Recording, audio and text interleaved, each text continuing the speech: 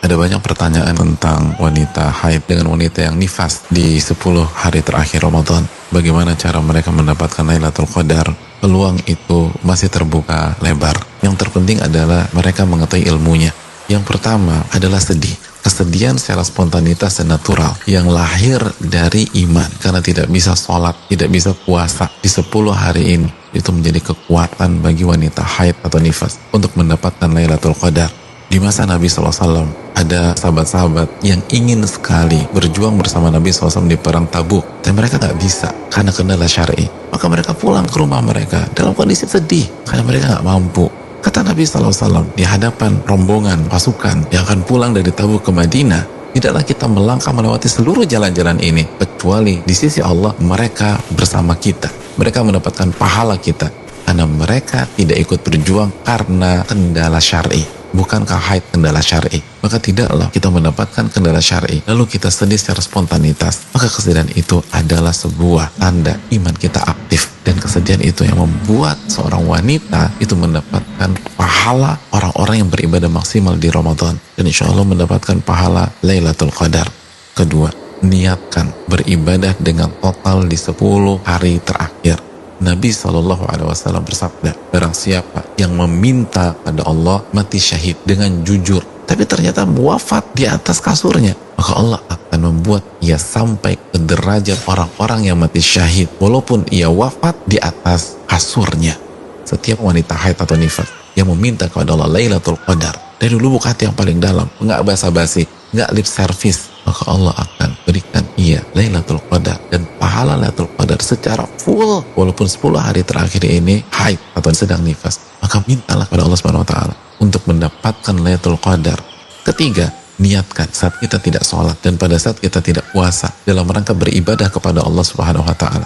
Allah berfirman, "Wa ma khalaqtul jinna wal insa illa liya'budun." Tidaklah kuciptakan jin dan manusia kecuali untuk beribadah kepada diriku. Apa makna ibadah? Dijelaskan Al-Imam Mujahid, ibadah bukan hanya mengerjakan perintah, tapi ibadah juga adalah saat kita menjauhi larangan. Ketika wanita haid dan nifas, adakah larangan untuk diri mereka? Ada larangan untuk sholat, puasa. Bahkan wanita haid, wanita nifas yang tidak puasa, tidak sholat dengan niat menjalankan aturan Allah, karena Allah yang melarang dia puasa ketika haid, maka dia mendapatkan pahala ibadah. Wanita haid gak kehilangan apapun ketika saudaranya sholat taraweh 2 jam misalnya karena menjalankan perintah Allah, maka dia tidak sholat taraweh karena menjauhi larangan Allah, dia dapat pahala. Lalu yang berikutnya, wanita haid masih bisa membaca Al-Quranul Karim sebagaimana pandangan sebagian ulama seperti mazhab Al-Imam Malik. Namun kita perlu ingat, para ulama kita menyatakan jangan menyentuh langsung dengan mushaf. Hendaknya menggunakan sarung tangan atau sapu tangan atau mukena sehingga tidak ada kontak langsung, atau kita bisa menggunakan handphone, gadget, dan lain-lain.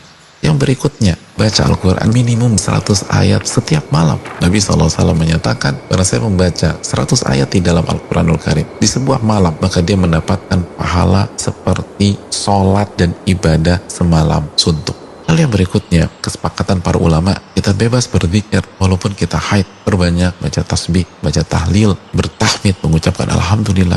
Terus yang berikutnya, baca 2 ayat terakhir dalam surat Al-Baqarah. Nabi bersabda, barang siapa yang membaca 2 ayat terakhir dari surat Al-Baqarah, maka 2 ayat tersebut akan mencukupkannya. Al-Imam An-Nawawi menjelaskan di antara maknanya 2 ayat itu akan mencukupkannya dari sholat atau ibadah semalam suntuk. Berikutnya, wanita haid atau nifas bisa memperbanyak doa.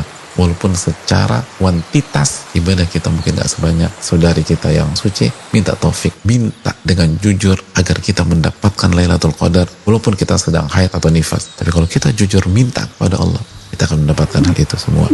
Lalu yang berikutnya, sabar, khususnya bagi yang sakitnya luar biasa. Allah mengatakan, innama yuwaffas sabiruna ajrahum bighairi hisab. Sesungguhnya orang-orang sabar, Allah sempurnakan pahalanya tanpa hisab, unlimited.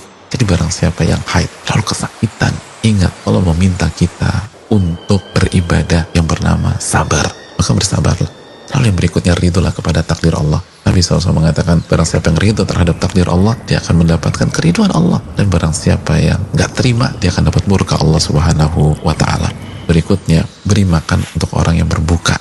Nabi bersabda, barang siapa memberikan makan orang yang berpuasa pada saat ia berbuka, maka ia mendapatkan pahala puasa orang tersebut. Dan terakhir Allah berfirman, "Qul kullun ya'malu ala syakilati." Setiap orang hendaknya beramal sesuai dengan kondisinya masing-masing. Dan wanita yang sedang haid atau nifas, hendaknya ia tetap beramal sesuai dengan kondisinya. Kerjakan seluruh amal soleh yang bisa ia lakukan. Dan seluruh amal soleh bisa ia lakukan kecuali sholat dan puasa dalam konteks saat ini. Maka perbanyaklah amal ibadah, insya Allah kita tetap mendapatkan Lailatul Qadar.